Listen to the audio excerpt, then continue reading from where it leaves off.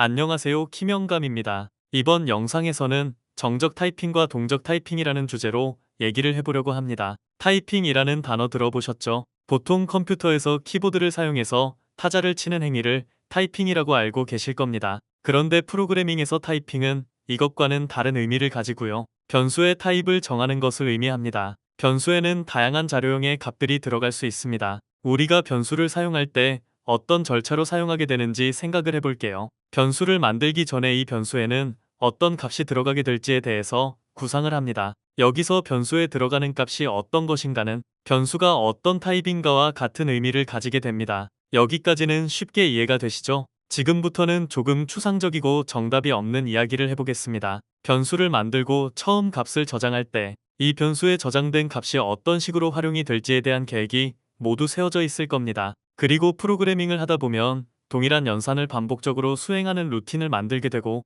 이런 경우에 대부분 동일한 타입의 자료형을 사용하게 됩니다. 이 관점에서 한 가지 가정을 할 수 있습니다. 동일한 변수에는 항상 동일한 타입의 값이 저장된다라는 가정이고요. 이 가정을 가지고 여러분이 프로그래밍을 한다면 프로그램을 잘 만들 수 있을까요? 고민을 한번 해보시면 여러분들의 프로그래밍 실력 향상에 도움이 될 겁니다. 정답을 바로 알려드리면 잘 만들 수 있다입니다. 그런데 잘 만들 수 있지만 만들기에 불편할 수 있습니다. 이건 무슨 말인가 싶죠? 정답이 없는 문제라고 미리 말씀드린 이유가 여기 있습니다. 여기 적힌 문장을 다른 문장으로 바꿔보면 이렇게 바꿀 수 있습니다. 동일한 변수에 항상 동일한 타입의 변수를 넣어도 되도록 우리가 잘 설계하면 된다는 의미입니다. 이걸 다른 의미로 해석하면 이렇게 말할 수 있습니다. 동일한 변수에 다양한 타입의 값이 저장될 수도 있다는 말인데요. 여기에 한 가지 추가 단서가 달려야 정확하게 맞는 말입니다. 이제 완전한 문장이 만들어졌습니다. 이 한 문장을 위해서 달려온 것이고요. 여러분들도 아시겠지만 엄청나게 다양한 프로그래밍 언어들이 있고 각각의 언어별로 동일한 변수에 다양한 타입의 값이 저장되도록 만들어져 있는 경우와 동일한 변수에 다양한 타입의 값이 저장될 수 없도록 만들어져 있는 경우가 있다는 의미입니다. 이 두 가지 경우를 표현하는 용어가 있고요. 각각 정적 타이핑과 동적 타이핑이라고 표현합니다. 이제 각각을 조금 더 명확하게 설명을 드릴 건데요. 오토아키와 파이썬은 어디에 포함될까요? 여기 이 두 예시를 보면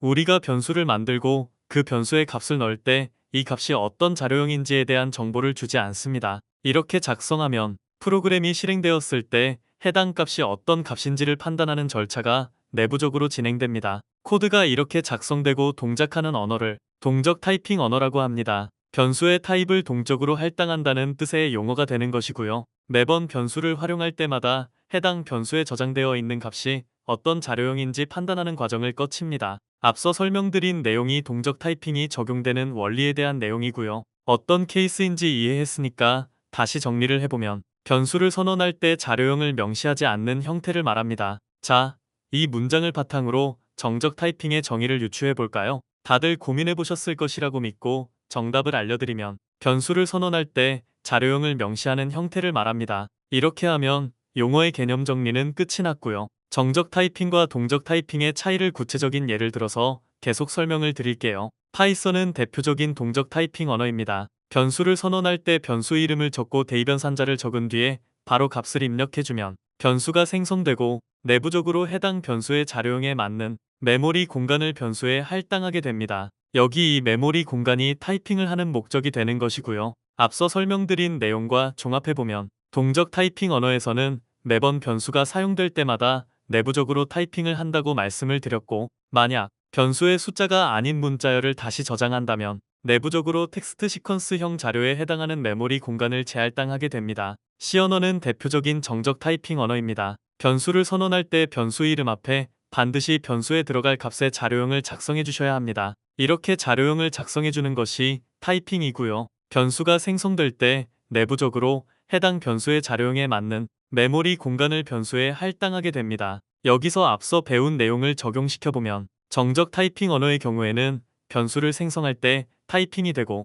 그 이후로 타이핑이 일어나지 않습니다. 그래서 메모리 공간의 재할당이 일어나지 않고, 만약 동일한 변수의 다른 자료형에 해당하는 값을 저장하려고 하면 오류가 발생됩니다. 정적 타이핑은 자료형이 변경되는 것을 허용하지 않기 때문에 방법적인 측면에서도 동적 타이핑 언어와는 다른 방식으로 사용해야 하는 겁니다. 자, 여기까지가 정적 타이핑과 동적 타이핑에 대한 설명입니다. 지금부터는 각 타이핑 방법의 특징에 대해서 알아보겠습니다. 우선 각각에 해당하는 언어입니다. 정적 타이핑의 대표적인 언어는 C 언어 계열이고요. 동적 타이핑의 대표적인 언어는 파이썬입니다. 여기에 추가로 오토하키도 자료형 명시를 안 하니까 동적 타이핑에 해당하겠죠. 그리고 정적 타이핑 언어는 컴파일 언어와 밀접한 관련이 있습니다. 이 내용은 따로 영상을 만들 계획이니까 참고만 하시고요. 각각의 장단점에 대해서 얘기를 해볼게요. 그런데 이건 주관적인 견해일 수 있으니 참고만 하시면 됩니다. 두 방식의 장점과 단점을 보시면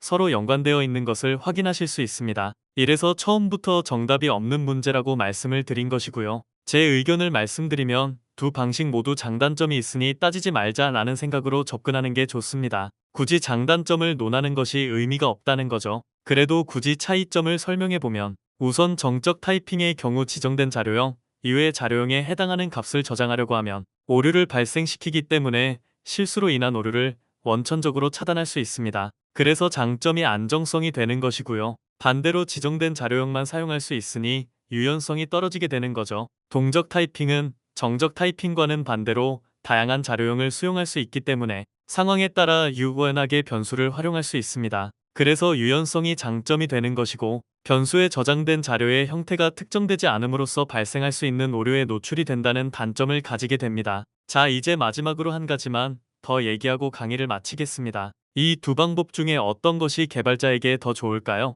이건 여러분들의 의견을 댓글로 달아주시면 재미있게 읽어볼 수 있을 것 같네요. 제 개인적인 생각으로는 정적 타이핑이 더 좋은 방식이라고 생각합니다. 이유를 간단하게 말씀드리면 프로그래밍에서 가장 중요한 것 중 하나가 오류를 발생시키지 않는 것이기 때문입니다. 그래서 안정성을 확보할 수 있는 정적 타이핑이 더 좋다고 생각되고요. 실제로 동적 타이핑 언어인 자바스크립트를 정적 타이핑 언어처럼 사용할 수 있는 타입스크립트가 개발되고 엄청나게 많은 자바스크립트 개발자들이 사용하고 있습니다. 타입스크립트는 자바스크립트 기반으로 만들어진 모든 언어에서 활용할 수 있고 자료형의 미스매치로 인해서 발생하는 오류를 미연에 방지하기 위해서 만들어졌습니다. 그런데 실제로 사용해보시면 아시겠지만 엄청나게 절차가 귀찮고 까다롭습니다. 그럼에도 불구하고 많은 사람들이 사용한다는 것은 그만큼 정적 타이핑의 장점이 크다는 것으로 받아들여도 될 겁니다. 이건 정답이 있는 문제가 아니니까 여기까지만 할 테니